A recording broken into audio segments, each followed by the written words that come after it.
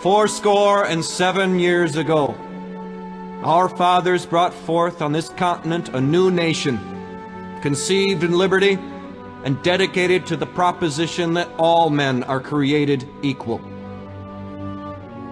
Now we are engaged in a great civil war, testing whether that nation, or any nation so conceived and so dedicated, can long endure.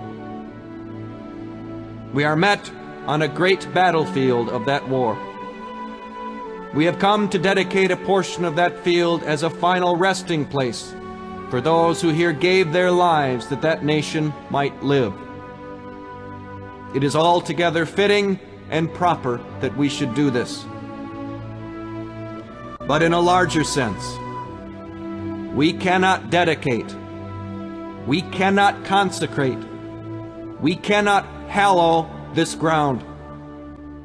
The brave men, living and dead, who struggled here, have consecrated it far above our poor power to add or detract. The world will little note nor long remember what we say here, but it can never forget what they did here. It is for us, the living, rather, to be dedicated here to the unfinished work which they who fought here have thus far so nobly advanced. It is rather for us to be here, dedicated to the great task remaining before us, that from these honored dead we take increased devotion to that cause for which they gave the last full measure of devotion. That we here highly resolve that these dead shall not have died in vain. That this nation, under God, shall have a new birth of freedom, and that government of the people, by the people, for the people, shall not perish from the earth.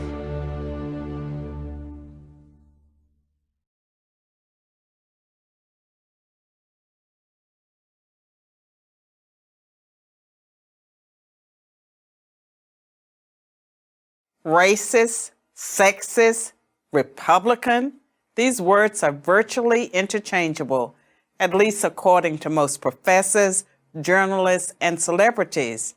So are they right? Let's take a look at history. The Republican Party was created in 1854. The first Republican Party platform, adopted at the party's first national convention in 1856, promised to defeat, quote, those twin relics of barbarism, polygamy, and slavery. Those twin relics were spreading into the Western territories. Republicans feared that as those territories became states, polygamy and slavery might become permanent parts of American life. Polygamy, the marriage of one man to multiple women, devalued women and made them a kind of property.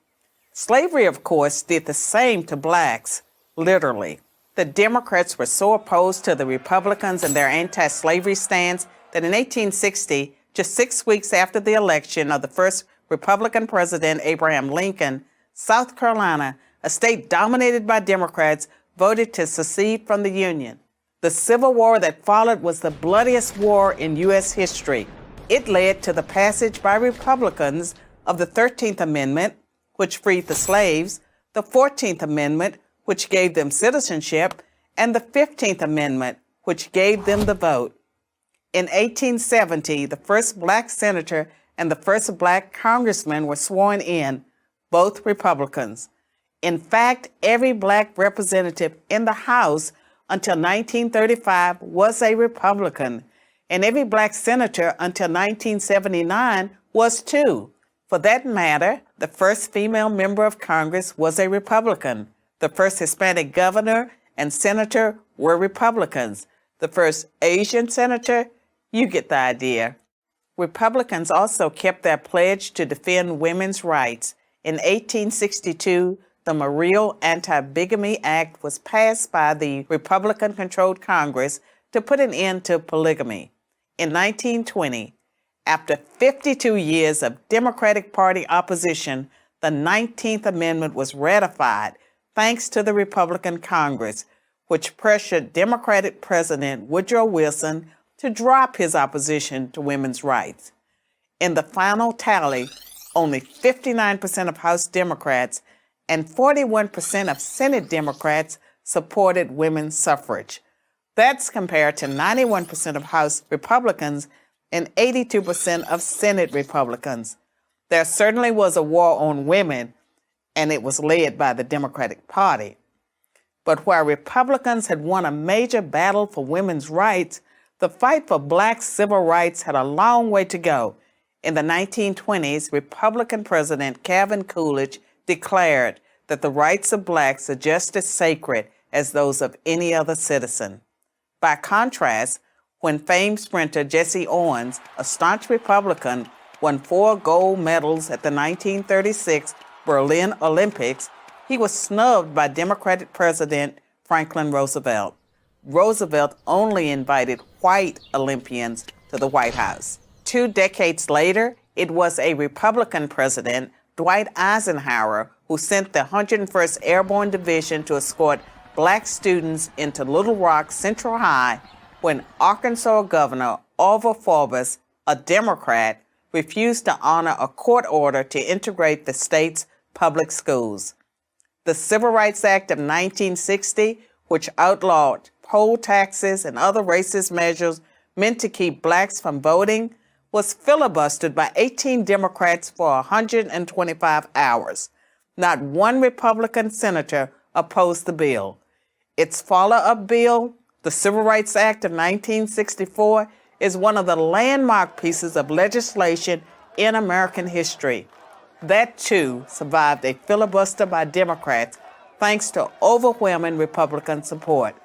But you might be thinking, all that's in the past. What have Republicans done for women and blacks lately?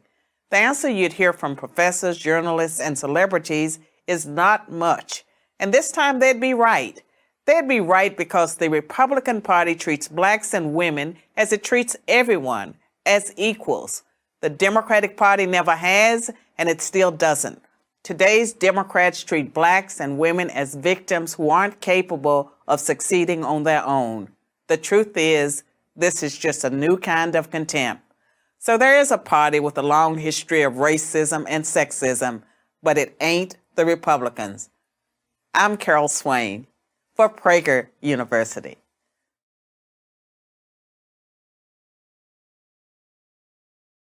When you think about racial equality and civil rights, which political party comes to mind? The Republicans or the Democrats? Most people would probably say the Democrats, but this answer is incorrect. Since its founding in 1829, the Democratic Party has fought against every major civil rights initiative and has a long history of discrimination. The Democratic Party defended slavery, started the Civil War, opposed Reconstruction, founded the Ku Klux Klan, imposed segregation, perpetrated lynchings, and fought against the Civil Rights Acts of the 1950s and 1960s. In contrast, the Republican Party was founded in 1854 as an anti-slavery party. Its mission was to stop the spread of slavery into the new Western territories with the aim of abolishing it entirely. This effort, however, was dealt a major blow by the Supreme Court in the 1857 case Dred Scott versus Sandford. The court ruled that slaves aren't citizens, they're property. The 7 justices who voted in favor of slavery, all Democrats. The 2 justices who dissented, both Republicans. The slavery question was, of course, ultimately resolved by a bloody civil war. The commander-in-chief during that war was the first Republican president, Abraham Lincoln, the man who freed the slaves. 6 days after the Confederate Army surrendered, John Wilkes Booth, a Democrat, assassinated President Lincoln. Lincoln's vice president, a Democrat named Andrew Johnson, assumed the presidency. But Johnson adamantly opposed Lincoln's plan to integrate the newly freed slaves into the South's economic and social order. Johnson and the Democratic Party were unified in their opposition to the 13th Amendment, which abolished slavery, the 14th Amendment, which gave blacks citizenship, and the 15th Amendment, which gave blacks the vote. All three passed only because of universal Republican support. During the era of Reconstruction, federal troops stationed in the South helped secure rights for the newly freed slaves. Hundreds of black men were elected to Southern state legislatures as Republicans, and 22 black Republicans served in the U.S. Congress by 1900. The Democrats did not elect a black man to Congress until 1935.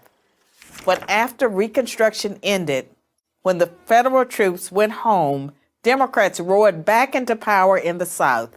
They quickly reestablished white supremacy across the region with measures like black codes, laws that restricted the ability of blacks to own property and run businesses, and they imposed poll taxes and literacy tests used to subvert black citizens' right to vote. And how was all of this enforced? By terror, much of it instigated by the Ku Klux Klan, founded by a Democrat, Nathan Bedford Forrest.